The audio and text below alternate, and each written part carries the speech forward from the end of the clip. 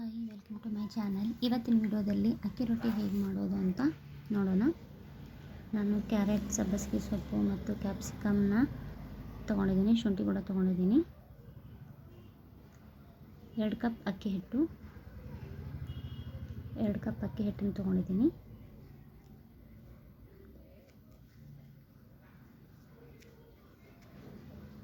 ಇದಕ್ಕೆ ತುರಿದಿರುವಂತಹ ಕ್ಯಾರೆಟು,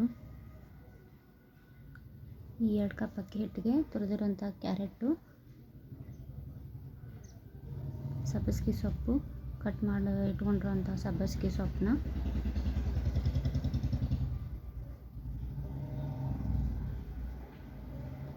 ಶುಂಠಿ,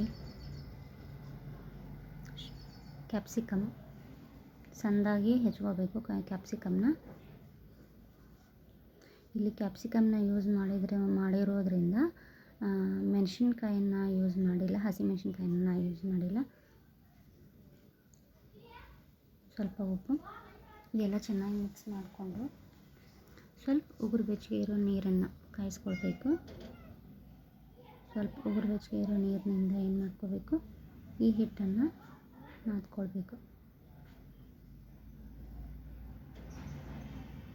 ಈ ಥರ ಚೆನ್ನಾಗಿ ಎಲ್ಲ ಮಿಕ್ಸ್ ಮಾಡಿಕೊಂಡು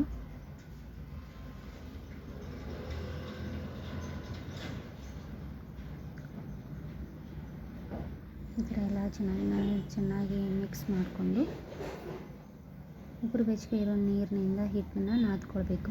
ಯಾಕೆ ಉಗುರು ಬೆಚ್ಕೊಂಡು ನೀರನ್ನೇ ತೊಗೋಬೇಕು ಅಂತಂದರೆ, ಇದು ಅಕ್ಕಿ ಹಿಟ್ಟು ಜಿಗುಟಾಗಿ ಬರೋದ್ರ ಸಲುವಾಗಿ ಏನು ಮಾಡಬೇಕು, ಬಿಸಿನೀರನ್ನು ತೊಗೋಬೇಕು. ಸ್ವಲ್ಪ ಉಗುರು ಬೆಚ್ಚಗೆ ಇರೋ ನೀರನ್ನು ತೊಗೊಂಡು ಚೆನ್ನಾಗಿ ನಾದ್ಕೊಳ್ಬೇಕು. ಚೆನ್ನಾಗಿ ನಾದ್ಕೊಂಡ್ಮೇಲೆ ಒಂದು ಬಟ್ಟೆ ತೊಗೊಂಡು ತಟ್ಕೊಳ್ಳಿಕ್ಕೆ ಬಟ್ಟೆ ತೊಗೋಬೇಕು.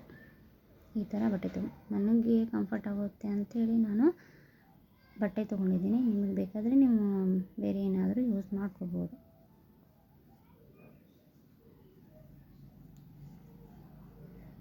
ಸಣ್ಣ ಉರಿಯಲ್ಲಿ ಚೆನ್ನಾಗಿ ಇದನ್ನು ಬೇಯಿಸ್ಕೊಳ್ಬೇಕು.